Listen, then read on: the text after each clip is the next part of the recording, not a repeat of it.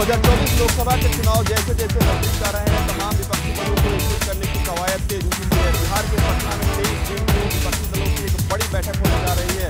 इस बैठक में बिहार के मुख्यमंत्री के अलावा तमाम विपक्षी दल मौजूद रहेंगे। और विपक्षी दलों की ओर से बात करें तो कांग्रेस पार्टी की ओर से राहुल गांधी, कांग्रेस पार्टी के राष्ट्रीय अध्यक्ष मल्लिकार्जुन खड़गे के साथ साथ तमाम विपक्षी दल लोगों से कहीं न कहीं हाल ही में बिहार के मुख्यमंत्री नीतीश कुमार ने मुलाकात की।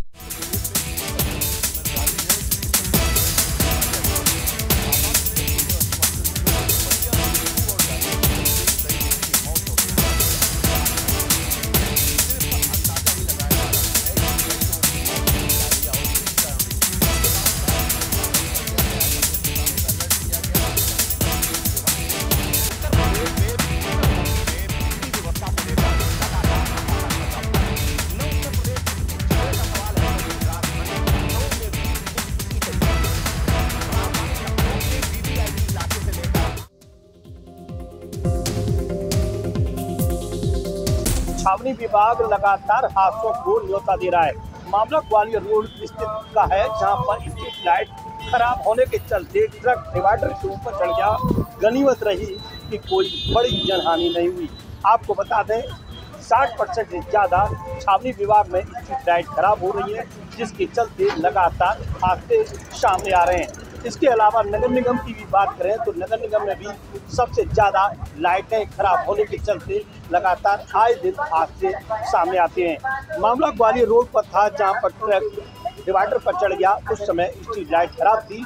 गनीमत के समय यही रहा कि वह ट्रक किसी के ऊपर नहीं पलटा और हादसा बड़ा होने। न्यूज़ वन इंडिया की खबर का हुआ बड़ा असर। जी हां, आपको बताते चले, हमने कल बड़ी प्रमुखता से एक खबर दिखाई थी जिसमें जालिम बहू अपनी सास की पिटाई करती नजर आ रही है। उसके बाद आज इतना बड़ा एक्शन हुआ। एसपी नीरज कुमार जादव ने वीडियो को संज्ञान में ले तत्काल प्रभाव मुकदमा दर्ज कर कार्रवाई शुरू कर दी है। जी हां, आपको बताते चले, न्यूज़ वन इंडिया की प्रमुखता से खबर दिखाने के बाद आज इतना बड़ा असर देखने को मिला कि पुलिस ने जालिम बहू के खिलाफ मुकदमा दर्ज कर कार्रवाई शुरू कर दी है।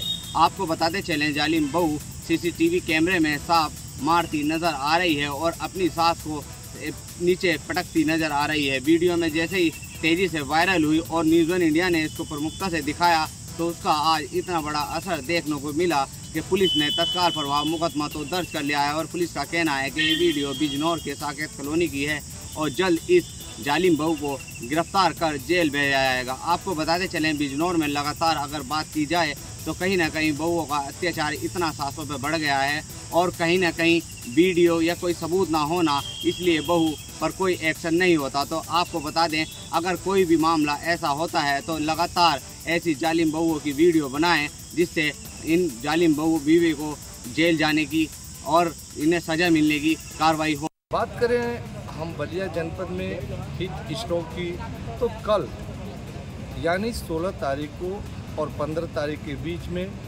सीएमएस बलिया के द्वारा 25 लोगों की मौत होने की पुष्टि की गई थी, जिसमें कि यहाँ के आंकड़े के हिसाब से 34 लोगों की मौत होने की बात सामने आई थी। लेकिन अब यह मौत का आंकड़ा 50 के पार पहुँच चुका है। अभी भी यहाँ की स्थिति वैसी ही बनी है। आपको एक दृश्य में दिखा सकता हूँ कि यहाँ पर जो स्थिति बनी है कि लोगों की संख्या कम है, बाहर लोग कम निकल रहे हैं, लेकिन जो भी पेशेंट यहाँ आए हैं तो उसमें एक ही बात सामने आ रही है कि उल्टी सांस चलते हुए लोग आ रहे हैं और यहाँ दम तोड़ रहे हैं। लेकिन दूसरी तरफ देखा जाए तो जिलाधिकारी महोदय बलिया इस बात से इनकार कर रहे हैं कि यहाँ कोई हीट वेव से मौत हुई है। कहीं ना कहीं चूक हुई है सीएमएस से कि उन्होंने सीधे तौर से मरने के कारणों को स्पष्ट नहीं किया है। सीधे तौर से उन्होंने कह दिया है कि हीट वेव से मौत। यूपी के बुलंदशहर में 7 साल के मासूम बच्चे का अपहरण करने वाले अपहरण कार्यकर्ता से उसकी मुठभेड़ हुई है। अरनिया पुलिस की मुठभेड़ के दौरान घायल अवस्था में गिरफ्तार किया है। आपको बता दें कि 4 दिन पहले मासूम बच्चा चिराग को अपहरण कर लिया गया था, जहां साइको बताया जा रहा है उसने अपहरण करके मासूम को हत्या कर दी। हत्या कर कहीं छिपा दिया था। फिर 15 लाख रुपए की डिमांड की जा रही थी। पुलिस ने मुठभेड़ के दौरान में गिरफ्तार किया है। आपको बता दें, साइको इससे पहले भी 2017 में भी इस घटना को अंजाम दे चुका है, जहां छतारी क्षेत्र से एक मासूम बच्चे को अपहरण करके हत्या कर दी।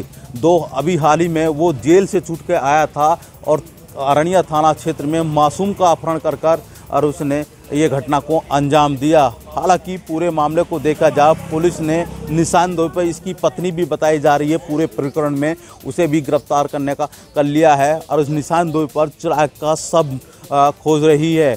अब पूरी बुलंदशहर पुलिस इस पूरे मामले को प्रेस वार्ता कर खुलासा करेगी। हालांकि पूरे परिवार में कोहराम मच गया है। कल इसका फ़ोन आता है, पैसे को चलते इसने हत्या की। 15 लाख रुपए की डिमांड की जा रही थी, जिसके चलते मासूम की हत्या की गई। पुलिस ने मुठभेड़ के दौरान में साइको को गिरफ्तार किया है। उत्तर प्रदेश के मुख्यमंत्री योगी आदित्यनाथ अपने मातहतों को लगातार निर्देशित कर रहे हैं कि आम जनता के साथ अच्छा व्यवहार करें। यहाँ तक कि कानपुर कमिश्नर भी लगातार मित्र पुलिसिंग का पाठ अपने मातहतों को पढ़ा रहे हैं, लेकिन दरोगा व सिपाही उनके मित्र पुलिसिंग के पाठ को गलत तरीके से पढ़ रहे हैं। यही कारण है कि लगातार उनकी शिकायतें आ रही हैं और खाकी लगातार बदनाम हो रही है। ताज़ा मामला कानपुर के मसवानपुर चौराहे पर देखने को मिला, जहां पर आवाज़ विकास पंची रोड चौकी में तैनात एक दरोगा सरविंद कुमार एक दुकान तक पहुंचते हैं और वहां पर सामान खरीदते हैं। शराब पिए इन दरोगा ने सामान के पैसे देने से मना कर दिया। दुकानदार ने जब बार बार पैसे की मांग की तो दरोगा ने उसके साथ अभद्रता की, यहाँ तक मारपीट की और गाली गलौज की। दरोगा की नशेबाजी से परेशान दुकानदार ने 112 नंबर पर सूचना की और संबंधित पुलिस थाने की पुलिस मौके पर पहुंची। दरोगा को समझा बुझा कर शांत कराया, लेकिन वह उन पुलिस कर्मियों के सामने ही दुकानदारों को गाली बक रहा था। अब सवाल यह उठ रहा है कि लगातार इन दरोगाओं की और सिपाहियों की जो शराब के नशे में हंगामा करने की या बदला करने की शिकायतें लगातार बढ़ रही हैं और कार्रवाई भी हो रही, फिर भी जो खाकी वर्दी वो सुधरने का नाम नहीं। यही कारण है कि लगातार खाकी पर दाग लग रहे हैं। अब देखने वाली बात यह होगी कि जो दरोगा सरविंद कुमार ने जिस दुकानदार से बदतमीजी की है, जिसका वीडियो भी सोशल मीडिया पर लगातार वायरल हो रहा है, क्या उस पर कार्रवाई होगी या फिर खाकी का पक्ष लिया जाए। देश भर में 2024 में होने वाले लोकसभा चुनावों को लेकर भारतीय जनता पार्टी ने तैयारियां शुरू कर दी हैं, जिसको लेकर अब जिले जिलों में जनसभा के आयोजन किए जा रहे हैं। इसकी ताजा बानगी आज कानपुर के रतनलाल नगर इलाके में स्थित जैना पैलेस मैदान में देखी जा सकती है, जहां कानपुर के सांसद परिक्षेत्र की आज एक जनसभा आयोजित की जा रही है। इस जनसभा में कानपुर शहर के बड़ी संख्या में लोगों को एकत्रित किया जा रहा है, जहां मोदी सरकार के 9 साल पूरे हो जाने पर मोदी सरकार के कामों को जनता तक पहुंचाने का काम किया जाएगा। साथ ही 2024 में होने वाले लोकसभा चुनाव को देखते हुए भारतीय जनता पार्टी के कार्यकर्ताओं में जनसभा के माध्यम से दम भरा जाएगा। इस जनसभा को संबोधित करने के लिए मुख्य अतिथि के रूप में केंद्र सरकार में ऊर्जा मंत्री आर.के. सिंह मौजूद होंगे, जहां दोपहर 3 बजे वो जनसभा को संबोधित करके भाजपा कार्यकर्ताओं और जनता को सीधे भारतीय जनता पार्टी से जोड़ने का काम करेंगे। कुशीनगर में निर्माण कार्य कराने को लेके अब ठेकेदारों की सामत आ गई है, क्योंकि कुशीनगर के जिलाधिकारी लगातार शासकीय कार्य में लापरवाही बरतने व कुछ जो है कि जो निर्माणाधीन जो कार्य हैं उसको लेकर लापरवाही बरतने, उसमें घटिया सामग्री का प्रयोग करने वाले ठेकेदारों के खिलाफ लगातार कार्रवाई कर रहे हैं। पूरा मामला कुशीनगर जनपद के दुधही नगर पंचायत का है, जहां पर बीते 16 जून को कुशीनगर के जिलाधिकारी रमेश रंजन ने औचक निरीक्षण किया। निरीक्षण के दौरान दुधही नगर पंचायत के वार्ड नंबर 3 में एक MRF सेंटर का निर्माण हो रहा था, जहां पर ठेकेदार के द्वारा घटिया ईंट के साथ साथ उसके द्वारा शासकीय कार्यों में लापरवाही भी देखने को मिली थी, जिस पर जिलाधिकारी ने तत्परता दिखाते हुए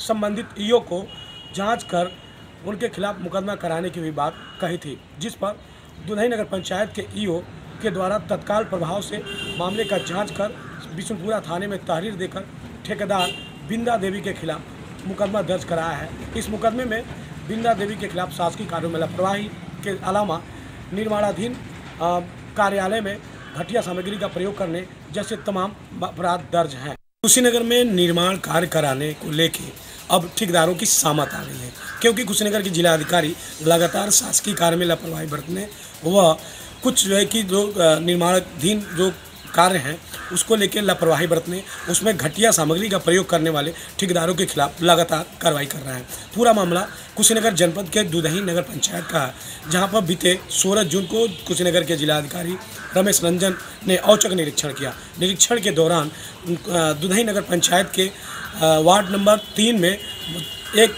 MRF सेंटर का निर्माण हो रहा था, जहां पर ठेकेदार के द्वारा घटिया ईंट के साथ साथ उसके द्वारा शासकीय कार्यों में लापरवाही भी देखने को मिली थी, जिस पर जिलाधिकारी ने तत्परता दिखाते हुए संबंधित ईओ को जांच कर उनके खिलाफ मुकदमा कराने की भी बात कही थी, जिस पर दुधही नगर पंचायत के ईओ के द्वारा तत्काल प्रभाव से मामले का जांच कर बिशुनपुरा थाने में तहरीर देकर ठेकेदार बिंदा देवी के खिलाफ मुकदमा दर्ज कराया है। इस मुकदमे में बिंदा देवी के खिलाफ शासकीय कार्यों में लापरवाही के अलावा निर्माणाधीन कार्यालय में घटिया सामग्री का प्रयोग करने जैसे तमाम अपराध दर्ज हैं। कुशीनगर जनपद पीलीभीत में स्वास्थ्य व्यवस्थाओं की अगर हम बात करें तो लगातार जो उच्च अधिकारी हैं वो पूरी तरह से मुस्तैद नजर आ रहे हैं, लेकिन उसके बाद भी कुछ खामियां नजर आ रही हैं। आपको बताते हैं जनपद पीलीभीत में यदि हम प्रसव की बात करें तो यहाँ पर जो प्रसव हो रहे हैं तो जिसका एक टारगेट, एक लक्ष्य मिला है, तो वहीं अगर हम बात करें तो अभी तक यानी कि 1000 के आसपास प्रसव ही सरकारी अस्पताल में कराए गए हैं।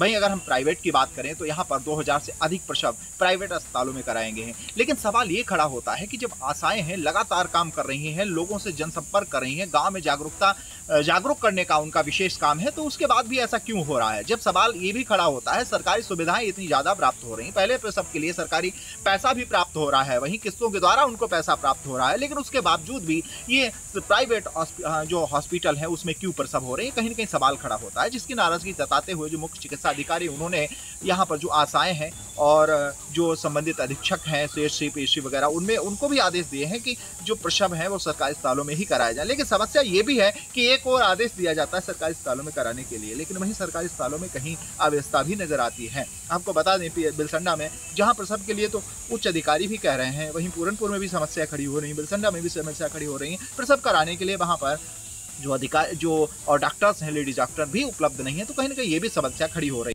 पूर्व केंद्रीय मंत्री शहनवाज हुसैन व भारतीय जनता पार्टी के प्रवक्ता पहुंचे रायबरेली और रायबरेली पहुंचकर रब्बे नदवी की मज़ार पर जाकर उन्होंने फातिया पढ़ी और वहीं उन्होंने साफ तौर पर मीडिया से बात करते हुए बताया कि मुसलमानों के लिए सबसे अच्छा देश अगर कोई है तो वो है भारत देश और हिंदू से अच्छा दोस्त नहीं है कोई।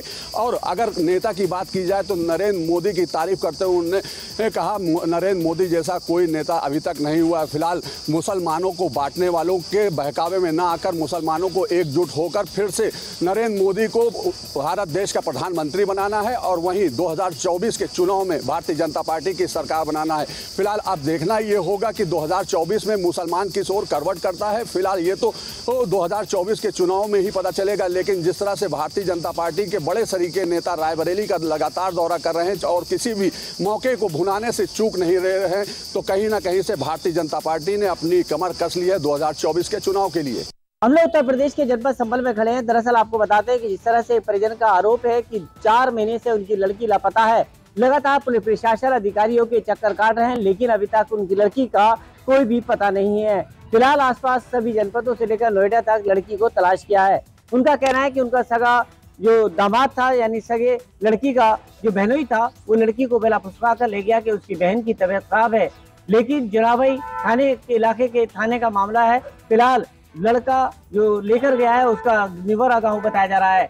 फिलहाल उन्होंने निवरा गांव भी आसपास तलाश किया, लेकिन अभी तक 4 महीने से कोई लड़की का पता नहीं। बताया जा रहा है कि गिन्नौर CO के अलावा ASP और SP सभी लोगों से गुहार लगा चुके हैं, लेकिन कोई भी सुनवाई नहीं हो रही। इधर परिजन आज ASP कार्यालय पहुंचे हैं, जहां पर उन्होंने ASP को एक ज्ञापन और उसके अलावा एक डायरी सौंपी है। 4 महीने पहले गुमशुदा का मुकदमा लिखा गया था, उसके बाद उसी को अपहरण के मुकदमे में तब्दील कर गया है। सीधे तौर पर परिजनों का कहना है कि कई बार पुलिस से गुहार लगाई है, लेकिन पुलिस कोई सुनवाई नहीं कर रही। अगर पुलिस चाहती तो 4 महीने से जो अपहरण जिस लड़की का हुआ है उसका क्या आत्महत्या या हत्या क्या मामला सामने आया है, लेकिन अभी तक किसी तरह से लड़की का पता नहीं है। परिजन चाहते हैं कि लड़की को बरामद पुलिस करे और उनको सौंपे, लेकिन सीधी तौर पर लापरवाही का आरोप पुलिस पर लगाते हुए परिजन नजर आ रहे हैं। उनका कहना है कि लगातार अधिकारियों के चक्कर काटे हैं और सभी अधिकारियों को ने सिर्फ आश्वासन दिया है, उसके अलावा अभी तक किसी ने भी कोई भी तलाशी या जगह जगह पर नहीं है। इधर पुलिस का कहना है कि लड़की के जो अपहरण का मुकदमा दर्ज किया गया है और उधर सर्विलांस टीम के अलावा कई टीमें काम कर रही हैं। जहां पर सूचना मिली है उसकी जगह तलाश की जा रही है, लेकिन फिलहाल लड़की के अपहरण का मुकदमा सगई बहनोई पर अपहरण का आरोप लगा है। श्रावस्ती जनपद में जिला अधिकारी के निर्देश पर आबकारी विभाग की टीम को बड़ी सफलता हाथ लगी है। आबकारी विभाग की टीम ने अलग अलग जगहों पर छापेमारी की है, जिसमें 45 लीटर अवैध शराब बरामद किया है। श्रावस्ती जनपद में अवैध शराब के खिलाफ आबकारी टीम लगातार कार्रवाई करती हुई नजर दिखाई दे रही है। आज वही भिनगा क्षेत्र में आबकारी टीम ने 2 जगहों पर छापेमारी की, जिसमें 45 लीटर शराब बरामद किया और 300 किलो लहन मौके पर नष्ट किया और 3 लोगों के खिलाफ आबकारी अधिनियम के तहत मुकदमा पंजीकृत किया गया है। लगातार श्रावस्ती जनपद में अवैध शराब के खिलाफ पुलिस टीम और आबकारी टीम लगातार कार्रवाई कर रही है और लगातार अवैध शराब पर शिकंजा कस रही है।